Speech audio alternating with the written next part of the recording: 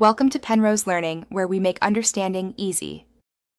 You start by relaxing everything in your mouth. Tension kills the trill. Once relaxed, place the tip of your tongue lightly against the alveolar ridge just behind your top teeth. Use a steady, controlled exhale for 2 to 3 seconds. This provides the airflow that sets the tongue vibrating. Make sure your jaw stays loose and your lips soft. That subtle looseness lets the edges of the tongue flutter. Practice this repeatedly to build muscle memory before moving to voice sounds.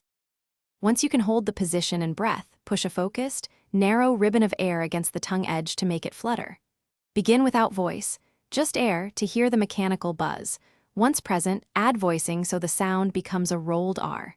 If vibration stalls, tweak tongue tension slightly firmer or looser and shift the contact point a hair forward or back.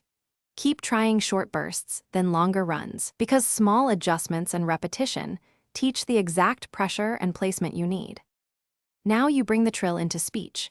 Practice with syllables like tr, doctor, and isolated rr in words to transfer the motion into real language. Once done, build consistency with short daily drills. 5 minutes 3 times a day works, so coordination solidifies. If the trill won't happen, check 2 primary fixes.